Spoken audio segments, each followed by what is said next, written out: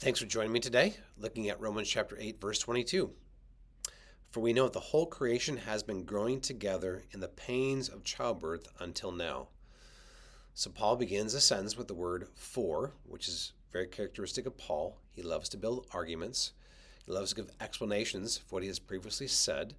And this seems to go back to verse 21 and this idea of bondage to corruption. This word bondage or servitude. And when you're in servitude, it's a painful experience. And so you cry out in pain. And this is what Paul is showing here, what creation is doing in verse 22. It is sighing, it is groaning together. And so if you go back to Exodus chapter 2, God's people Israel are in bondage. They're in servitude to Pharaoh. They are serving him, very hard taskmaster. And so they are groaning. A very similar word is used here in Romans 8 is used back in Exodus chapter 2. And so they're groaning and lifting up their cries to God, and God hears their cries. So something very similar here going on with the created order. Notice here that the emphasis on the whole creation.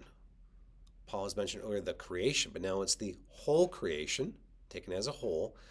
But notice he also says here that's groaning together. So that includes that there are aspects of creation and they're a part of the whole creation.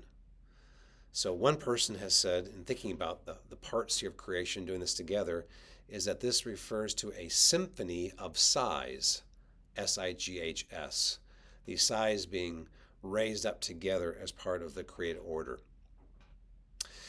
This sounds very, very negative, and it is negative. It's a painful thing in this world we live in, death and decay and corruption as we talked about. But also there's much hope here. And one commentator, by the last name Edwards, points this out, that these are the pains of childbirth, meaning that eventually Christ is going to come and set up his messianic kingdom. And that also means that there's a promise of a new existence. So these groans here are not in vain, but they will eventually produce new life. This is just the prelude of the joy at the final liberation, as one commentator says. So this universe is not fatal. It's not incurable. God will resurrect it. And so as spiritually resurrected believers, this is the world that we live in. And even though creation is sighing and groaning, we can have hope. And we are called in that hope to minister the gospel to people, to give out the CPR of the gospel, if you want to say it that way. And so this created order, again, corruption, decay, and death is killing people. It's their own sin, ultimately, that's doing this, but they're living in an environment of death.